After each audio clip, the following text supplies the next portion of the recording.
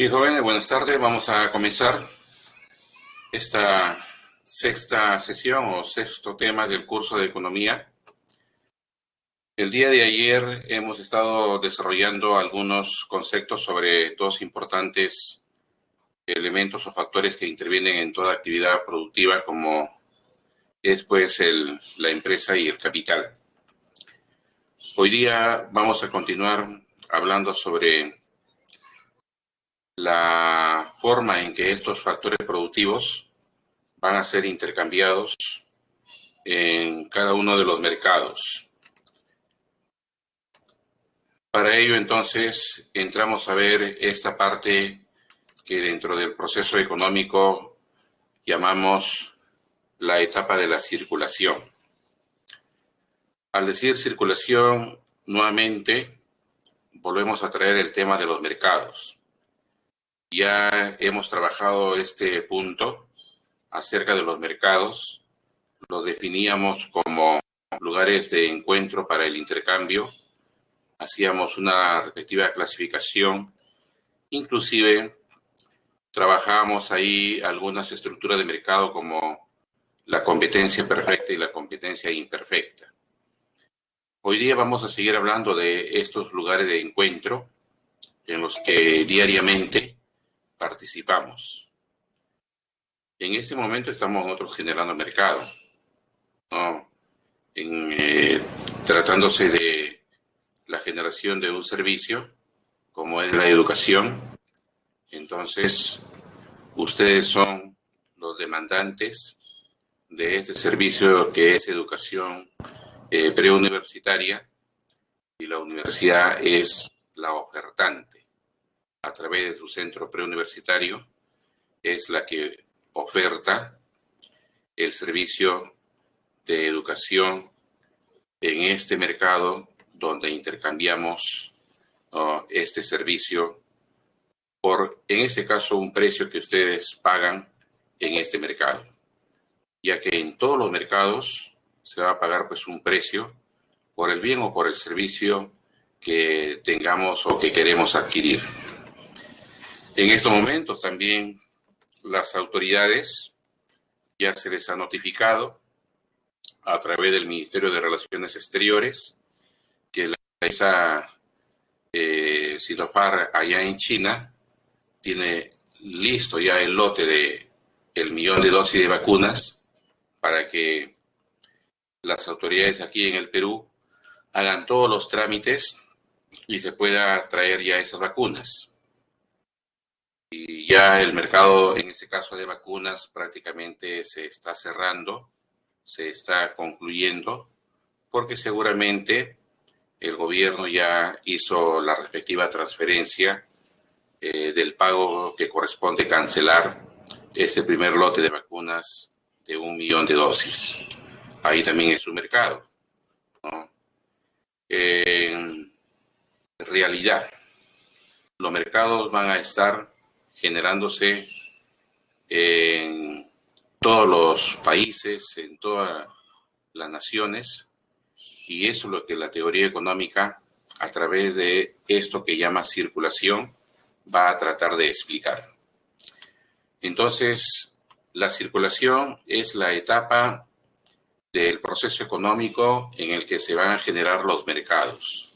Recordemos que el sistema económico del cual somos parte, como agentes económicos, funciona a través de todo un sistema de precios.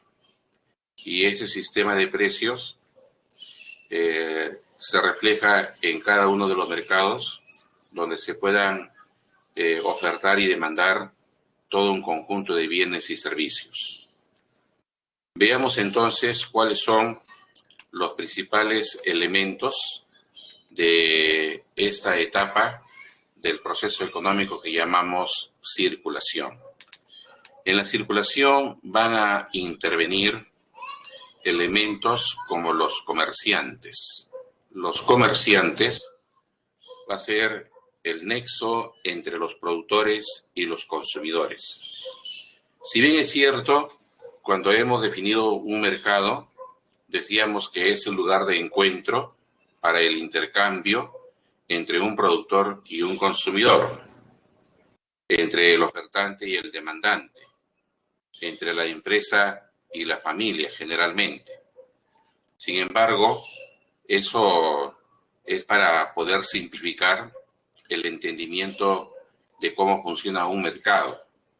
Recordemos que la teoría económica procura en muchos casos tratar de simplificar una realidad. Sin embargo, cuando vamos a muchos de estos lugares de intercambio, nosotros que mayormente somos consumidores, no encontramos al productor, no encontramos al empresario, no encontramos al que realmente oferta en todo mercado. Encontramos a los comerciantes, encontramos a estos agentes económicos que van a ser las veces de intermediarios, ¿no? Y el comerciante se convierte pues en un componente importante dentro de la etapa de la circulación. Los comerciantes son los que van a negociar con los productores los bienes, los servicios que en los mercados se va a intercambiar cuando los consumidores ingresemos a ellos, y lo hacen porque la estructura en sí de los mercados ya en términos reales facilita su funcionamiento con la presencia de los comerciantes. Porque imagínense si es que el mismo productor, las mismas empresas productoras, deberían de quedarse todo el tiempo necesario en estos lugares llamados mercados para vender hasta la última unidad de lo que hayan producido. Está totalmente demostrado que ahí sería una mala decisión de aquel productor que quiera a su vez dedicar varias horas para vender todo lo que ha producido. Lo más adecuado para no asumir un costo de oportunidad es que el productor vaya al mercado, negocia con el comerciante, le deja lo producido al comerciante, y este a su vez, que ya tiene la posibilidad de permanecer más tiempo en ese lugar, será el encargado de concretar el intercambio con los consumidores. Y el productor retornará a su unidad de producción, que son las empresas, para seguir desarrollando su actividad que le corresponde. Volver a organizar el proceso productivo para poder impulsar esa actividad y obtener nuevos bienes o nuevos servicios, como veíamos ayer, como el fin económico que toda empresa tiene. Entonces los comerciantes se convierten en un importante intermediario en todos los mercados, y ellos van a obtener un excedente de la actividad que realizan, una ganancia. Esa ganancia proviene de que ellos, ¿no?, van a vender a un precio, ¿no?, que no va a ser indudablemente igual al precio al cual le han pagado al productor, ¿no? Entonces, el precio de venta, ¿no?, se espera va a ser mayor al precio de compra, ¿no? Y eso hará que se obtenga eso que llamamos ganancia. Entonces, precio de venta menos precio de compra va a dar la ganancia para el comerciante, ¿no? Y eso, cuando se va acumulando, se convierte en capital comercial. El capital comercial es el excedente que se origina, ¿no?, en el mismo proceso de circulación de los productos, de las mercancías. Ahora, este otro elemento, los medios de transporte. Los medios de transporte van a agilizar, van a dinamizar todos los mercados y por lo tanto la circulación. Cuando en una economía sus mercados funcionan de manera más dinámica, seguramente es porque cuentan con una adecuada infraestructura, con adecuados medios de transporte para que esos mercados muestren eficiencia. Y pues en general, en los países, en las últimas décadas, en algunos más que en otros, han mejorado su infraestructura, han mejorado los medios de transporte, y eso ha hecho que hoy en día podamos ver cómo los mercados se pueden concretar en el menor tiempo posible. Las vacunas van a llegar, ¿no? Porque como ya informaron los funcionarios, ¿no? Los representantes de esta empresa china que las produce, ya está listo ese lote de 1 millón de dosis para el Perú. Falta que aquí, en nuestro país, las autoridades, como decimos en el argot criollo, se pongan las pilas para que esas vacunas lleguen pronto al país. Y sí, van a llegar prontamente porque ahora los medios de transporte pues se han desarrollado. Esas vacunas van a venir por transporte aéreo, ¿no? Porque es más rápido. Por supuesto que es más costoso ese medio de transporte, ¿no? Pero la urgencia y la necesidad misma amerita que se tenga que desembolsar lo que la empresa que brinda este servicio nos va a cobrar. No, estamos en plena emergencia. No podemos tampoco estar siendo mezquinos con productos como las vacunas que nos van a ayudar a salvar vidas. ¿No? Ya bastante es el perjuicio que nos está dejando esta pandemia. ¿No? Entonces, acá no se puede estar regateando, pidiendo que, o buscando aquí y allá a ver quién nos cobra el menor precio posible. No, estamos en una situación de emergencia, ¿no? Caramba, es como en toda familia. Cuando hay una emergencia, hay que atenderla, ¿no? Y no pues estamos siendo mezquinos en ir aquí o allá, ¿no? Buscando de repente algo que aparentemente no sea más favorable. No, ahí frente a una emergencia, los costos de oportunidad son altísimos, son altísimos. Entonces, ahí también se ve esto en estas situaciones de crisis como la que estamos atravesando. Así que las autoridades deben ya concretar este mercado trayendo de una vez estas vacunas. Ojalá que, como lo anunció el presidente, lleguen pues antes de que termine este primer mes del año, ¿no? Entonces ahí se ve cómo los medios de transporte han avanzado, ¿no?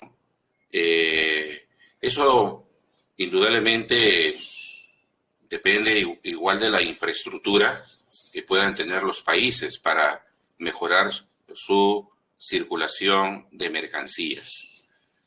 Es cierto que nosotros nos hemos esforzado por en algo mejorar estos medios de transporte, ¿no? Pero aún falta mucho por hacer. De acuerdo a ciertas cifras, nosotros tenemos un déficit en infraestructura para poder mejorar la comunicación de nuestros mercados en aproximadamente 170.000 millones de dólares. Eso es lo que nos falta en estos momentos para construir las carreteras, los puertos, los aeropuertos, para construir los puentes, los terminales, los centros de abastos, ¿no? Y estar preparados para que los mercados puedan funcionar mejor, adquieran un mayor dinamismo. Eso es lo que realmente también las autoridades deben de preocuparse, ¿no? Caramba, el mercado de transporte público ha sido rebasado por el crecimiento de la población y muy poca preocupación ha habido por parte de las autoridades, porque mientras crecía la demanda, que somos todos nosotros los usuarios del transporte público, sobre todo en Lima y el Callao, una población que bordea los 11 millones de habitantes. Por eso Lima se ubica entre las ciudades más pobladas de América Latina. Entonces, ese mercado del transporte público no está siendo compensado hace años con un incremento de la oferta por parte de las autoridades, por parte de las empresas privadas. Hay poca inversión para mejorar el servicio en transporte público, ¿no? Y eso es uno de los factores que genera, ¿no?, de que este mercado diariamente se funciona, pero con todos sus problemas. Entonces, falta ello, falta infraestructura, ¿no? Pero ahí tratamos de avanzar. Podría ser mejor si hubieran mejores también decisiones políticas, ¿no? Ya se ha anunciado y hay que también resaltarlo, no hay que ser mezquinos con lo que pensamos, aunque lento, pero ahí vamos. El mercado de transporte público pronto también se aliviará en parte el enorme déficit en infraestructura. Bueno, nos han dicho que más o menos en el mes de julio de este año va ya a inaugurar el primer tramo del primer metro subterráneo que tendrá el Perú, y aquí en la ciudad de Lima. Estamos rezagados, muy rezagados en comparación con otras ciudades de aquí nomás, nuestros países vecinos. Este transporte público va a tener un impulso porque se dice que ya en su primer tramo, más o menos 8 kilómetros, ya se va a habilitar este año para que este metro, la llamada línea 2, entre en esta primera etapa en funcionamiento. Como sabemos, es un proyecto para el transporte público masivo que va a unir como 10, 12 distritos, desde el Callao hasta Carretera Central, por la zona de Vitarte, ¿no?, este metro subterráneo. Ojalá que los otros proyectos que ya están a la espera de decisiones políticas, ¿no?, porque financiamiento hoy en día se puede negociar, dinero hay. Si no hay aquí en el Perú, afuera también tenemos todavía una adecuada imagen como país y podemos conseguir ese financiamiento para que se impulsen otros proyectos para este mercado de transporte público. Es el caso de la línea 3, la línea 3 también un metro subterráneo que va a salir más o menos entre Villa El Salvador y Chorrillos y va a terminar en Lima Norte, en Caraballo.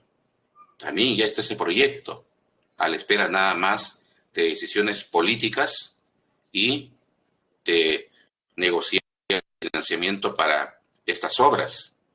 Y la línea 4 que igualmente atravesará toda la ciudad de Lima y Callao, saliendo pues desde el Callao y terminando en San Juan del Lurigancho, ¿no? Estos proyectos, indudablemente, ¿no?, de concretarse en el menor tiempo posible, aliviarán tremendamente el problema del mercado de transporte público que, como bien observamos diariamente, aún tiene muchas deficiencias. Entonces, ahí vemos cómo es importante la infraestructura como un elemento para mejorar la circulación y la generación de mercados. Bueno, sobre mercado ya hemos hablado en otro momento y así que lo pasamos nada más. Y acá tenemos el dinero. El dinero es un elemento importante en la circulación. El dinero es un elemento fundamental. Hemos dicho que los mercados funcionan a través de un sistema de precios. Y cuando mencionamos precio, precio es el valor de un bien, de un servicio en su mercado respectivo y que se manifiesta, se expresa en una cantidad de unidades monetarias. Y siempre va a estar presente el dinero cuando hablemos de precios, ¿no? Si decimos que el pollo tiene un precio de 9 soles el kilo, pues esas 9 unidades de nuestra unidad monetaria va a ser su valor de ese producto, de ese bien en el mercado. Y así en general. Por eso que el dinero es importante, por lo menos en este tipo de economías que no por algo se le llama economía de mercado. El dinero también ha ido evolucionando en el tiempo. Ya dedicaremos una clase para hablar sobre este elemento. Pero sí, aquí podríamos comentar algo breve. El dinero se le utiliza en sus diferentes formas y cada vez lo que se debe de buscar en las economías es que nos genere el menor costo posible.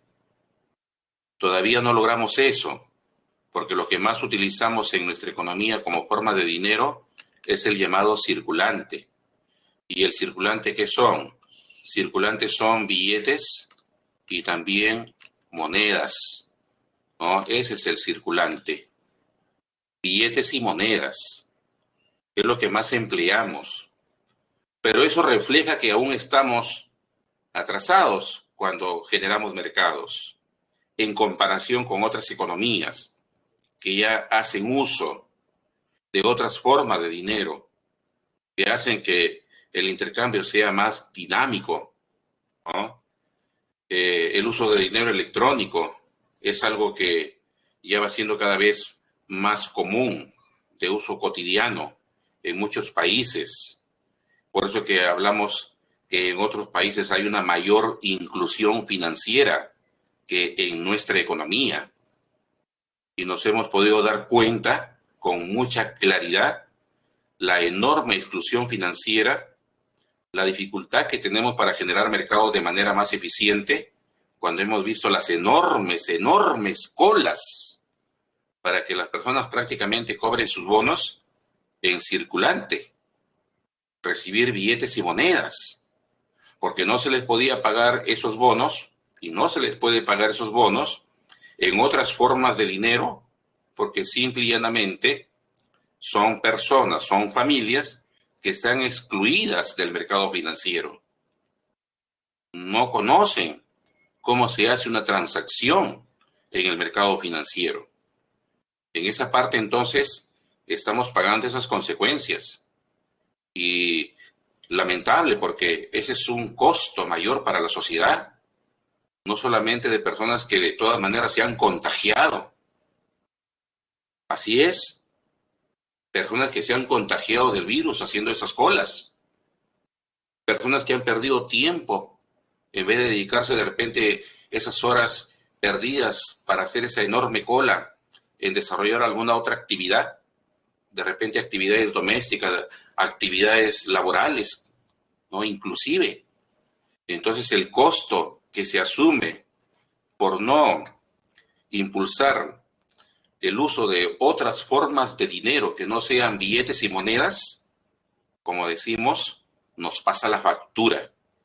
Por eso es que este elemento en la circulación, el dinero, tiene que ir evolucionando en los países como hoy en día, pues debe ser una economía en donde los agentes económicos se insertan a los mercados de manera más adecuada, propia de las economías de hoy, ¿no? Estamos rezagados, ¿no? En comparación con muchos otros países. Este otro elemento, que son las pesas y medidas, facilita el intercambio porque entender que en los mercados muchos de los bienes que queremos adquirir, en donde nosotros participamos mayormente como consumidores, deben ser pues objeto de medición esos productos en cuanto a su peso, a su volumen, ¿no? A su dimensión. Entonces hay sistemas basados en el kilo, en el metro, en el litro, que nos va a permitir facilitar esos intercambios de muchas mercancías. Por eso es que también esos sistemas de pesos y medidas facilitan el intercambio dentro de la circulación. Acá vamos a ver los agentes económicos. Los agentes económicos, por definición, son entes que van a poder tomar decisiones en los mercados. En una de las primeras clases decíamos, la economía como ciencia orienta, enseña a que podamos tomar buenas decisiones en los mercados. Porque como ya sabemos, hay un tema central en la economía que es la limitación de recursos, la escasez.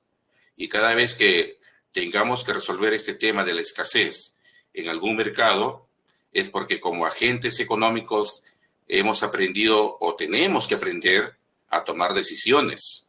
Eso es un agente económico, aquel ente que puede tomar decisiones en los mercados para poder participar de manera adecuada en esos mercados. ¿Quiénes son esos agentes económicos?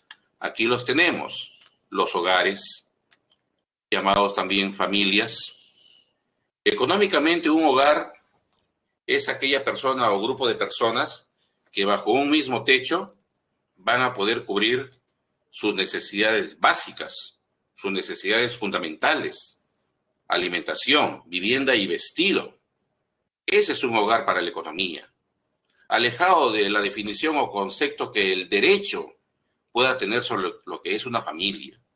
Para el derecho, una familia no es el grupo de personas que están unidas por lazos de consanguinidad, ¿no? Por eso es que hablamos pues ahí de padres, hijos, sobrinos, nietos, en fin. No. Acá económicamente un hogar no necesariamente tiene que establecer esos vínculos de sangre. Para la economía un hogar, repito, es una persona o un pequeño grupo de personas que bajo un mismo techo se alimenta, ¿no? Viste y pues utiliza ese espacio que llamamos vivienda como lugar donde pernoctan estas personas. Eso es hogar, eso es familia, como agente económico. Es por esa razón que habría pues que entender, ¿no? Y a veces cuando ignoramos ciertas cosas, decimos que eso está mal, ¿no? Me refiero a que, por ejemplo, se observaba y se criticaba, ¿no?, a las autoridades diciendo de que está mal lo que están haciendo, que le dan bonos a esa persona que no tiene necesidad porque no tiene hijos, no tiene hijas, es una persona sola, soltero, soltera. No, lo que pasa es que cuando se ha contrastado y se ha cruzado información, se ha encontrado que, como el mismo gobierno lo señaló el año pasado, y se puede identificar cerca de 10 millones de hogares en el país, cerca de 10 millones de familias en nuestro país, de las cuales el gobierno trató de llegar a cerca de 8 millones de esas familias, porque se determinó que más o menos esos 8 millones de hogares en nuestro país han venido y siguen siendo perjudicadas por esta pandemia. Y había pues que darles un apoyo. Y entre esos 8 millones de hogares, pues, un hogar pudo haber sido pues una persona soltera, que en el mapa pues de exclusión de los mercados estaba siendo afectada porque tal vez perdió su empleo, ¿no? Pero no porque viva sola esa persona o no tenga necesidades, habiéndose quedado sin empleo. Y por eso que económicamente representa un hogar esa persona. Y por eso que hemos tenido casos de ver que han recibido bonos, aún estando solas esas personas, sin hijos, no, sin otras personas con las cuales tenga alguna obligación. ¿Y por qué? Porque estadísticamente es un hogar. Esa persona vive separada de repente de sus padres biológicos, ¿no? Porque, como hemos señalado, eso han hecho sobre todo personas jóvenes, entre 18 y 25 años, ¿no?, que nos han recibido inclusive estos bonos, ¿no?, familiares. Por eso se llama bono familiar, porque va orientado a los hogares. Y repito, económicamente, una sola persona puede ser un hogar, ¿no? Así es, ¿ya?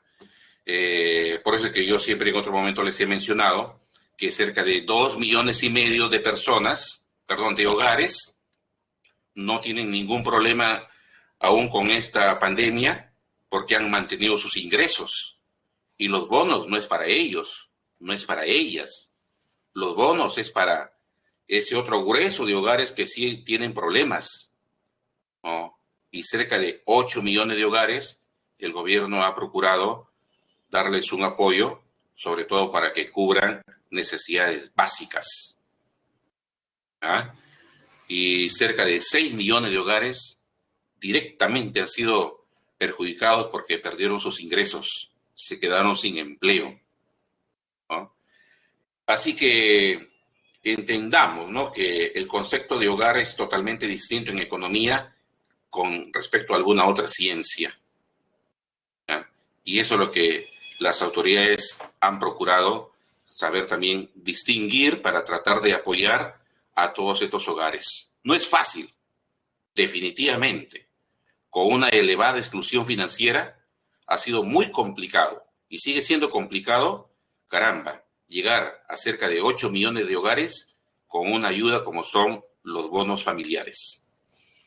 Entonces acá tenemos también las empresas. El día de ayer hemos tratado este tema y solamente puedes remarcar que también las empresas cumplen un papel importante en tomar decisiones en los mercados.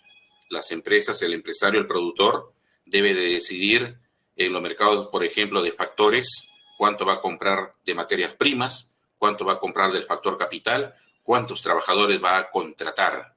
Ahí está tomando decisiones ese empresario en este mercado que llamamos de factores. El empresario debe de tomar decisiones en el mercado de bienes y servicios. ¿A cuánto es que va a vender su producto? ¿Cómo está el mercado? ¿Qué información tiene del mercado para establecer el precio que el mercado más o menos le va a orientar? Entonces, ese productor también toma decisiones en cada uno de los mercados donde va a participar. El gobierno también es un agente económico porque todos los días participan las diferentes entidades públicas en distintos mercados. Todos los días las entidades públicas compran bienes, compran servicios. Nuestra Universidad San Marcos, que es parte del sector público, todos los días, ¿no?, va a participar en más de un mercado. Compra bienes, compra servicios, como es el caso de, quizás el año pasado no tanto porque no ha habido mucha actividad presencial, pero en un año, llamémosle normal, compra útiles de escritorio, compra servicios como el de limpieza, servicios de mantenimiento, servicios de tal vez de asesorías en las diversas facultades, en fin.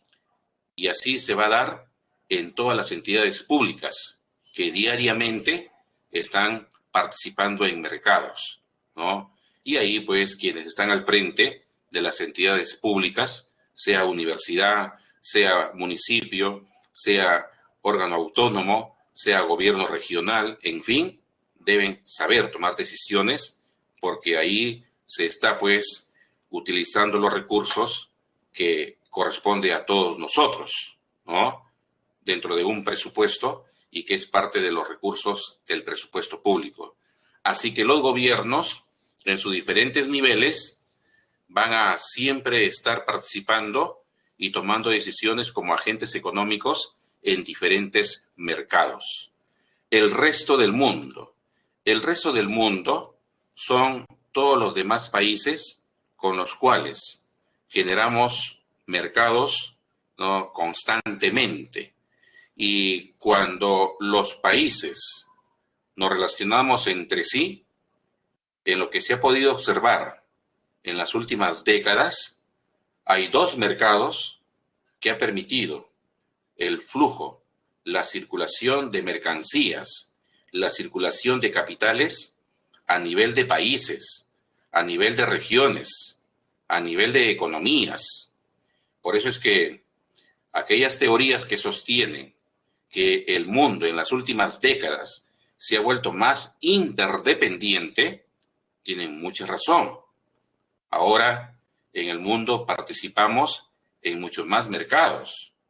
La circulación de mercancías ha adquirido un mayor dinamismo, ya lo hemos dicho, porque en muchos países sus medios de transporte, su infraestructura ha mejorado. Inclusive también nosotros hemos hecho un esfuerzo por mejorar algunos de nuestros puertos, particularmente el Callao ¿no? Que ya tiene 3 frentes, 3 muelles, ¿no? Y a través de los cuales diariamente hay un comercio más fluido. Y eso ha ayudado en buena parte a que, pues, ya no le vendamos al mundo 10.000 millones de dólares como lo hacíamos hace más o menos 20 años atrás, sino que los mercados se han ampliado. Y ahora le vendemos al mundo cerca de 50.000 millones de dólares. Ese es el valor de las mercancías que en el 2019 hemos podido colocar en diversos mercados del mundo, ¿no? Justamente como parte de esto que llamamos circulación, ¿no? Porque también se da a nivel de países. Y podríamos abrir más mercados para venderle mucho más al mundo. Porque con lo que menciono, no logramos ni siquiera una apertura del 50% de lo que producimos. Apenas llegamos a un 40, 42%. Pero hay muchas economías, muchos países que tienen un mayor grado de apertura. En otras palabras, participan en los mercados internacionales de manera más permanente, de forma más dinámica, porque tienen una apertura del 60, 80, 90% de su producto interno. Nosotros seguimos aún con dificultades, rezagados, porque caramba, ahí hay que pues dinamizar más la generación de mercados fuera del país, con el resto del mundo, con este agente económico. Y tenemos un enorme potencial de poder hacerlo. Lo que falta son decisiones políticas, ¿no? ¿Usted se ha preguntado qué hacen los embajadores y embajadoras que cada gobierno nombra cuando llegan al poder político aquí en nuestro país? Oiga, son varias decenas de estos embajadores, de estos diplomáticos. El Perú tiene muchas embajadas en todo el mundo. ¿Qué hacen? ¿A quién responden? ¿A quién rinden cuentas estos diplomáticos? Y que no están ahí pues porque les guste esa labor.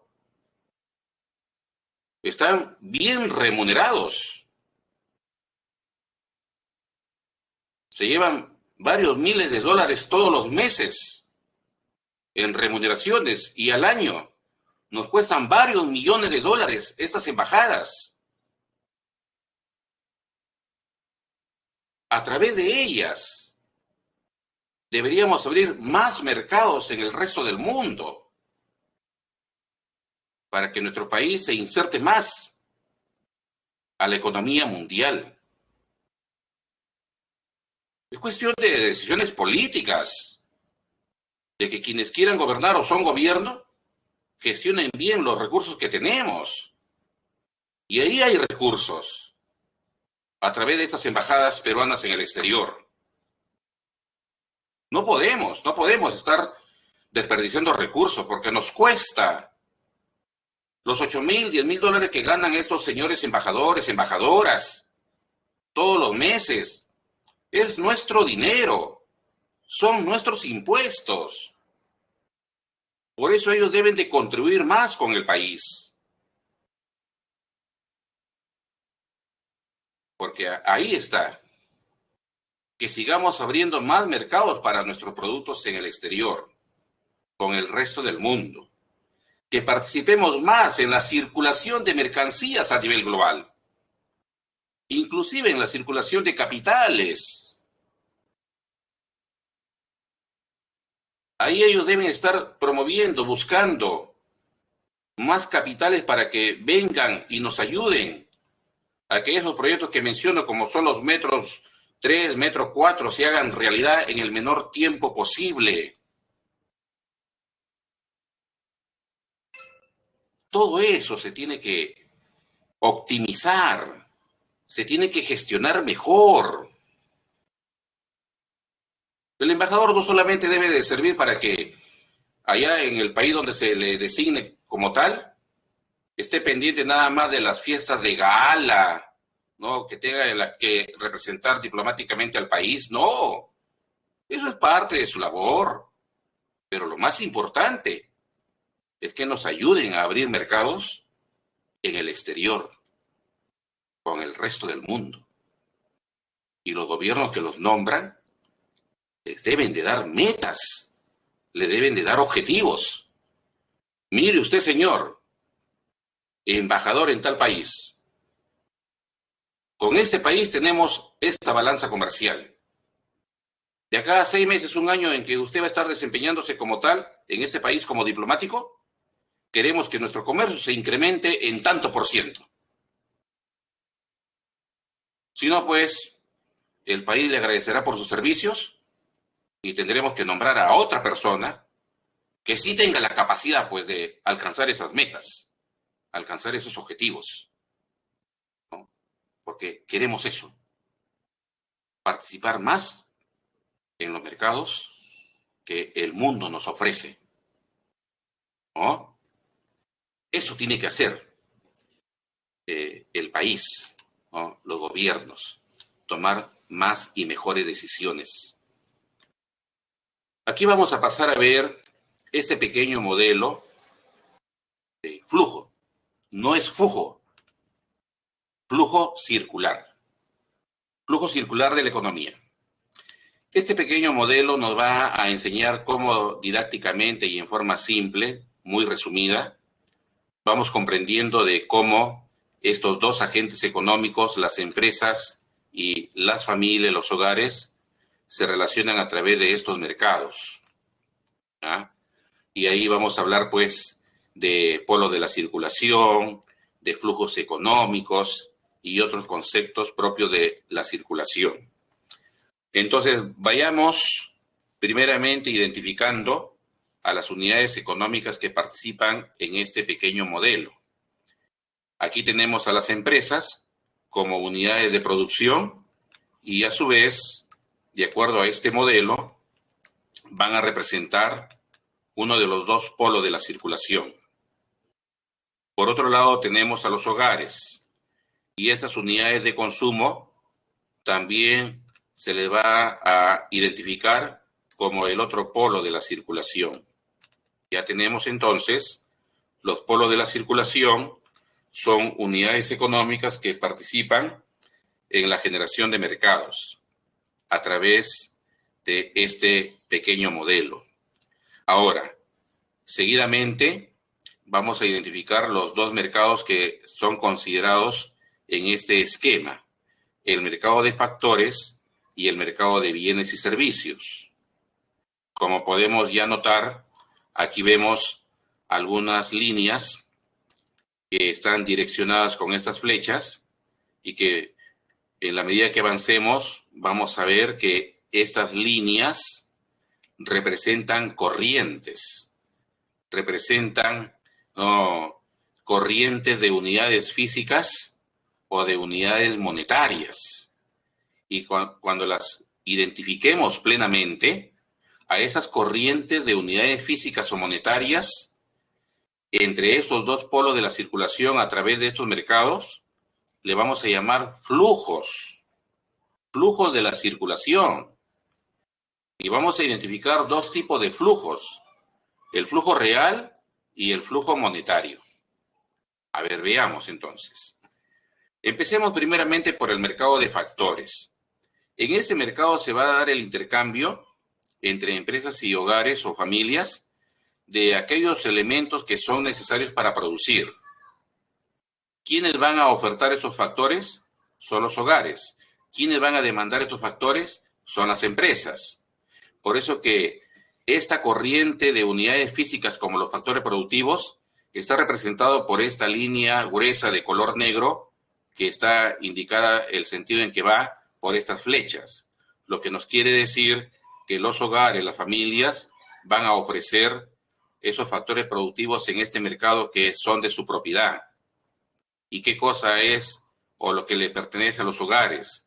A los hogares les pertenece principalmente los siguientes factores productivos: el factor trabajo, que es de propiedad de la mayoría de los hogares; el factor capital. Hay hogares que tienen equipos, máquinas, herramientas y hasta dinero que lo pueden ceder para la actividad productiva. Por lo tanto, ese dinero también haría las veces de capital en este mercado de factores para su intercambio respectivo.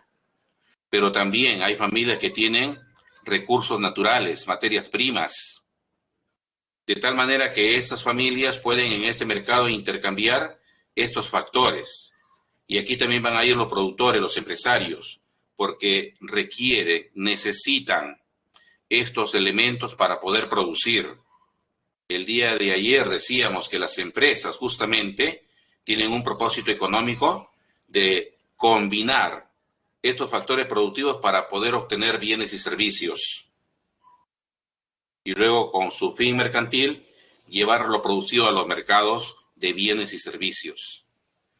Quiere decir que en este mercado de factores, las familias venden factores productivos y las empresas compran esos factores productivos.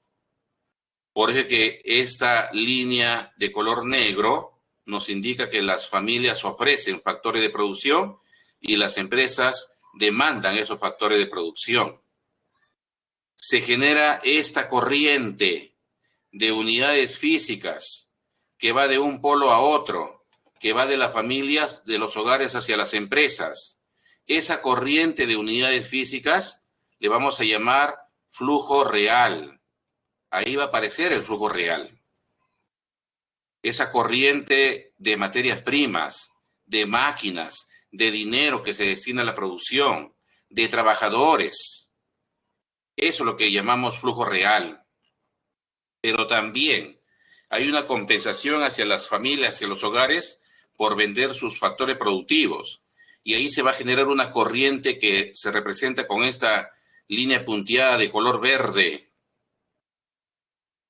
Esta corriente de unidades monetarias, para que las empresas puedan pagarle a las familias, a los hogares, lo que de ellas están recibiendo, que son los factores productivos, ese dinero que se va a utilizar para poder cancelar los salarios, los alquileres, los beneficios, las rentas, etcétera, a esa corriente de dinero se le va a llamar flujo monetario. Y ese flujo monetario también se le conoce por ello como flujo nominal o flujo financiero. Es la corriente de dinero que en este mercado de factores tiene su origen en las empresas y termina en los hogares. Ese dinero que servirá para retribuir los factores productivos en este mercado, para pagarle a las familias lo que ellas están ofreciendo. Entonces ahí tenemos que estos salarios, alquileres y beneficios que pagan las empresas hacia las familias, para ellos representa su costo de producción, pero para las familias representa ingresos, rentas. Esa corriente de dinero, entonces también se le reconoce como un flujo en esta etapa que es la circulación, flujo monetario. Con eso entonces completamos esta primera parte del modelo de flujo circular y ahora vamos a ver qué pasa en el mercado de bienes y servicios. En este mercado de bienes y servicios, las empresas ahora van a ir con lo que logran producir para que los hogares puedan adquirir esos bienes y servicios que requieren. Por lo tanto, aquí se genera este flujo de unidades físicas que son los bienes y servicios. Por eso decimos que aquí este flujo real ahora surge en las empresas y termina en las familias.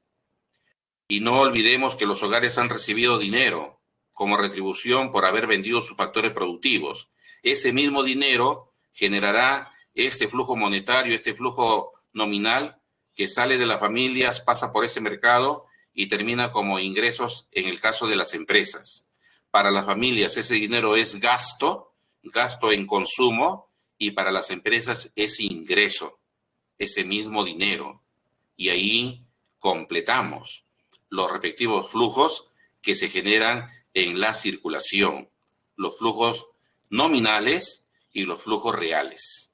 Bueno, así es como estamos configurando este esquema que es pues un pequeño modelo para explicar de manera sencilla, resumida, cómo interactúan estos dos polos económicos o unidades económicas como las familias y los productores para generar estos dos mercados. Acá lo que hacemos justamente es eso, ir remarcando que son polos económicos, ya sabemos, nosotros los hemos identificado, también hemos explicado lo que son los flujos económicos y pasamos a ver lo que es el presupuesto familiar. Bueno, no solamente las familias deben de elaborar presupuestos, en realidad los diferentes agentes económicos, pero aquí priorizamos el presupuesto familiar, pero también elaboran presupuestos las empresas. El gobierno también tiene su presupuesto. Recuerde que el año pasado se le ha aprobado al gobierno un presupuesto de aproximadamente 187.000 millones de soles. Es lo que se espera se va a utilizar para este 2021, ¿no? Como parte de las funciones del gobierno, del Estado, ¿ya? Entonces, el presupuesto familiar es parte de las finanzas personales, es parte de las finanzas familiares. Recuerde que el concepto finanzas implica saber administrar dinero. Y aquí lo que se necesita es precisamente eso, saber administrar el dinero que una familia va a disponer cuando obtiene un ingreso y cuando lo debe de gastar. Esas son las finanzas familiares, las finanzas personales. También las empresas tienen sus respectivas finanzas, que se llaman corporativas. Y ahí ellas igualmente, cuando elaboran su presupuesto, deben de saber administrar ese dinero que disponen. Y repito, inclusive también el gobierno debe saber administrar el presupuesto público. Es por esa razón que también hablamos de finanzas públicas. Bien, por acá, si dentro de una familia los ingresos superan a los egresos, esa familia va a poder tener un excedente, un sobrante en ese periodo que mayormente es un mes, y eso que les sobra se va a convertir en ahorro. Ahora, si en varios periodos se va acumulando esos ahorros, mes a mes, periodo tras periodo, esos ahorros conforme se van acumulando se convierten en riqueza. Por eso riqueza no es igual que ahorro. Son conceptos diferentes, ¿ya? Entonces, ahora, si es lo contrario, cuando los ingresos superan a los egresos superan a los ingresos, las familias van a tener dificultades y ahí podemos hablar de un endeudamiento o un desahorro. Bien, ahora, tenemos por acá, vamos a decir, los ingresos, algunos conceptos como por ejemplo los salarios, las pensiones. De repente en un hogar, en una familia, hay alguna persona que recibe una pensión, ya sea de un sistema previsional del sector privado o del sector público. También hay familias que pueden ganar intereses invirtiendo en bolsa o depositando en el sistema financiero a través de una cuenta a plazo fijo. Puede también la familia tener rentas, ¿no? Puede de repente obtener esas rentas cuando obtiene una ganancia de capital en el mercado. Puede también recibir propiedades como parte de una herencia y que pasa a formar parte de los ingresos de una familia. Alquileres también, de repente una familia alquila parte de su vivienda, o si es que tiene otra vivienda, un departamento lo puede alquilar. Hay familias que tienen locales comerciales, tienen edificios, etcétera, etcétera, y pueden también tener ingresos de esos alquileres. Otros ingresos, caramba, en el 2019, los cerca de 3,5 millones de peruanos y peruanas que se encuentran en el extranjero, sobre todo en Estados Unidos, Argentina y España, envían dinero, envían dólares. En el 2019, estos peruanos residentes en el extranjero enviaron cerca de 3.300 millones de dólares. Para muchas familias que están aquí en el Perú, lo que sus familiares, sus parientes en el extranjero les envían es parte de estos otros ingresos. Gastos, de repente hay que cumplir con alguna hipoteca en el sistema financiero. Por supuesto, la alimentación es uno de los principales gastos no fijos para todo hogar, para toda familia. Gasolina, caramba, muchas familias han comprado vehículos porque mejoraron su situación económica en los últimos años y ahora pues tienen este gasto en combustibles, electricidad también, préstamo, puede también tener una obligación financiera, vacaciones, educación, indudablemente que son gastos de toda familia. Aquí tenemos un caso que podemos recrear como presupuesto familiar y por último tenemos estos determinantes estos determinantes que se identifican como renta absoluta. La renta absoluta es cuando miramos en un periodo qué es lo que podríamos tener dentro de ese periodo, y la renta permanente son las expectativas que pueden tener las familias, los hogares, en lo que esperan obtener de ingresos de rentas en el tiempo. Acá los gastos también son fijos, como la alimentación, mensuales como la educación, discrecionales como ir pues a vacacionar. ¿Ah? Muy bien, jóvenes, entonces estos son las respuestas a los cuestionarios que ustedes tienen, y bueno, no queda más que agradecer, y estamos en el límite del tiempo. Gracias por su atención y seguimos, bueno, seguimos en este día a día, ¿no? De procurar impartir los conocimientos que disponemos, compartirlos con ustedes para que ustedes también logren sus objetivos. Muchas gracias. Que tengan buen día, lo que queda pues del día, ¿ya? Hasta luego.